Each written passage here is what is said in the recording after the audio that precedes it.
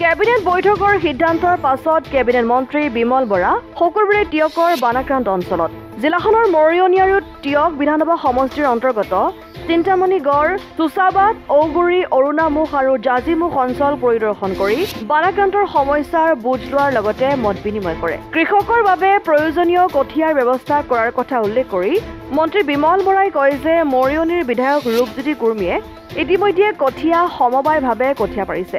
বানে বিধ্বস্ত কৰা অঞ্চলসমূহৰ বাট পথসমূহ মেৰামতি কৰাৰ আশ্বাস দিয়ে। চাপৰি অঞ্চলত থকা পশুধনসমূহ নিৰাপদ স্থানলৈ স্থানান্তৰ কৰিবৰ বাবে নাৱৰ ব্যৱস্থা নকৰাত বহু পশুধন উটি যোৱা প্ৰসংগ উল্লেখ কৰাত বিষয়টো আলোচনা কৰিব বুলি সাংবাদিকক অৱগত কৰে যদিও জিলা আয়ুক্তগৰাকীয়ে এই ক্ষেত্ৰত সমগ্ৰ বিষয়টো অৱগত নহয় বুলি কৈ এই ক্ষেত্ৰত উচিত ব্যৱস্থা কৰা হ'ব বুলি জনায়। বানপানীতকৈ এবাৰ পানীৰ অলপ ধৰণটো অলপ সুকীয়া আছিলে আৰু যিটো HFL আছিলে যথেষ্ট বেছি হোৱাৰ পৰিপ্ৰেক্ষিতত বহু ঠাই জলমগ্ন হৈছে। বহু নতুন নতুন অঞ্চলো এবাৰ জলমগ্ন হোৱাৰ পৰিপ্ৰেক্ষিতত জনসাধাৰণ যথেষ্ট সমস্যাৰ সন্মুখীন হ'ব লগা হৈছে।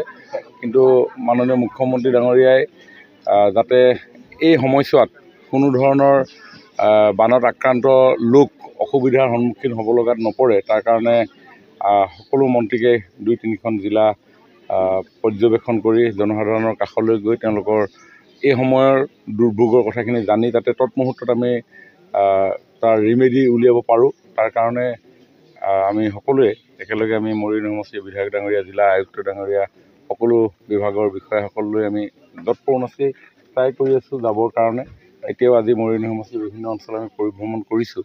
কিন্তু ৰাইজৰ লগত আলাপ আলোচনা কৰি এই মুহূৰ্তৰ যিখিনি সমস্যা, সেই খাদ্য বস্তুৰ পৰা আৰম্ভ কৰি স্বাস্থ্যৰ পৰা পশু পক্ষী, পশুধন ইত্যাদি এই কথা বতৰাবিলাক খুব সুন্দৰভাৱে জিলা প্ৰশাসনে মেইনটেইন কৰি আছে। গতিকে খোৱা পানীৰ ক্ষেত্ৰতো মইতো ইয়াতে গম পাইছোঁ যিটো পানীত ডুব যোৱা অৱস্থাত থকা JJMটো অপাৰেট হৈ আছে।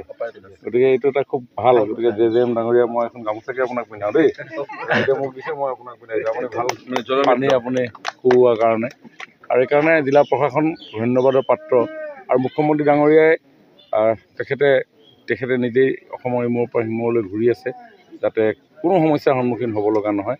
গতিকে আমি জিলা প্ৰশাসনক আহ্বান জনাইছোঁ খোৱা বস্তু ক'তো নাটনি হ'ব নালাগে, বৰষুণত যাতে এখন ত্ৰিপালৰ কাৰণে ৰাইজে হাহাকাৰ কৰিব লগা নহয়।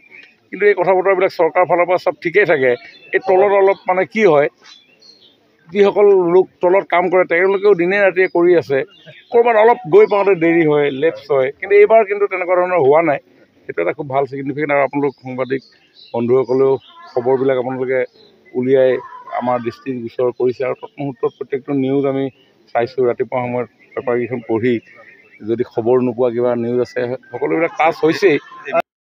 অসম আদিত্য টিয়ক।